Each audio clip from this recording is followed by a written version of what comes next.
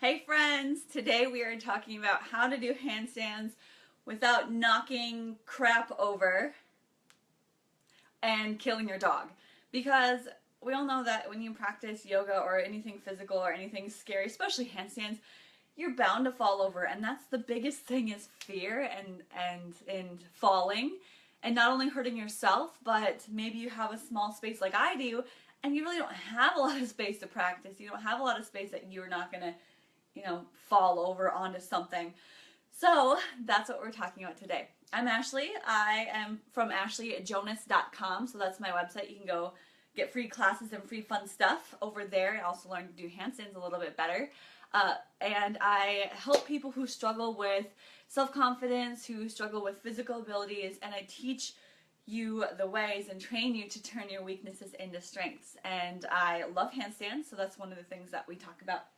The first thing you have to do in order to practice in your home without knocking shit over is to create a little space at least. I've got a coffee table here, so I've got to move that. So move a few things out of your way.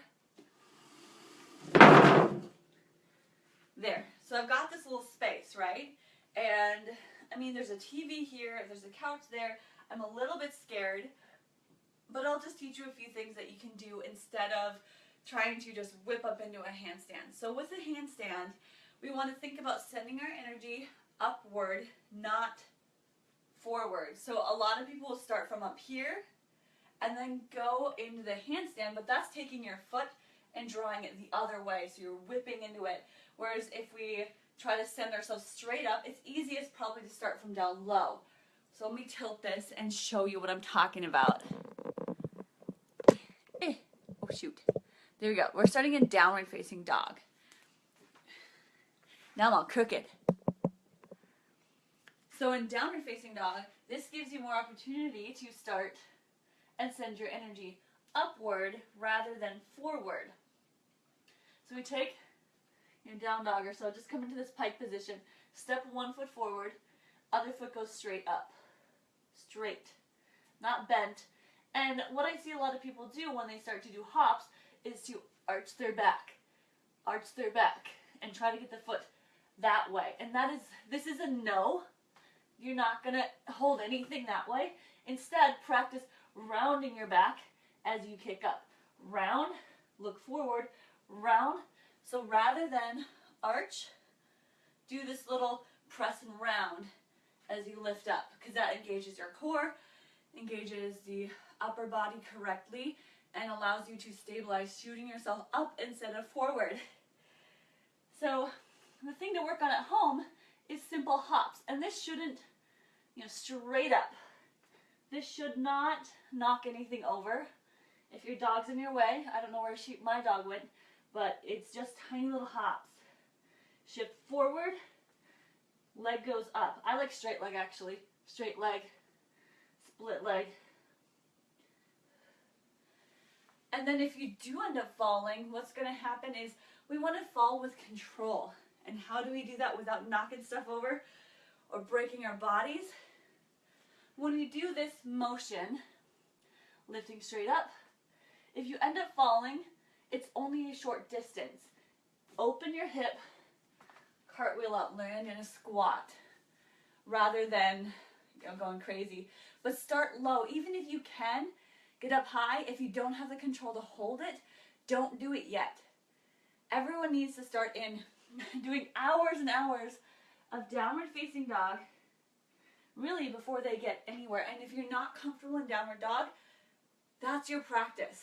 Downward dog, sun salutations, push-ups, going from down dog to plank without arching the back, because that's not what we want. We do not want an arch in the back when you're doing handstand, because that creates momentum.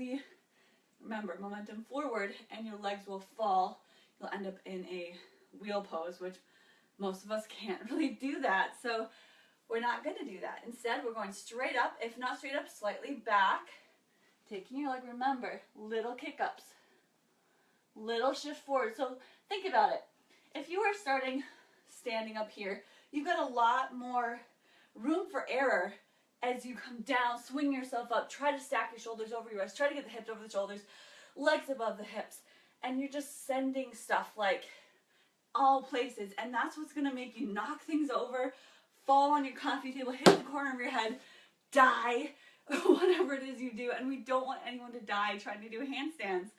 So instead, we're starting from that low position. Low position, shift, shoulders already over the wrists, so you're already like halfway stacked up. One foot lifts, bend the other knee, and again, hug around your back, pressing out of the hands, shoulders are rounding a little bit as you lift.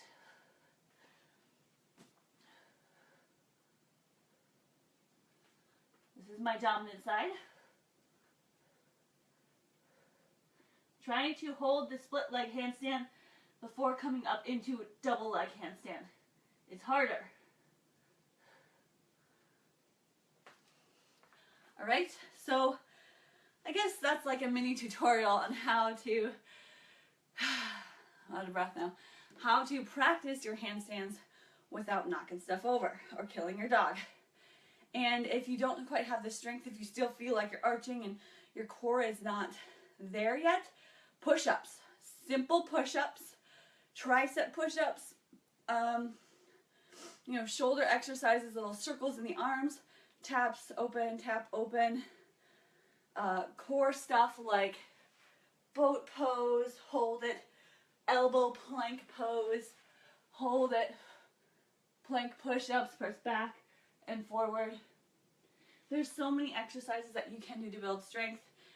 And hopefully I'll be sharing a lot more of these tips and workouts when it comes to handstands in my upcoming handstand course.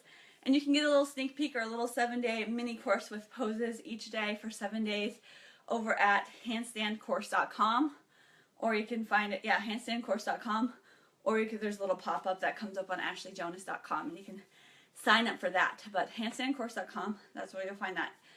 I love handstands. I hope you guys are having fun with them too, and can't wait to see what you can do. Bye!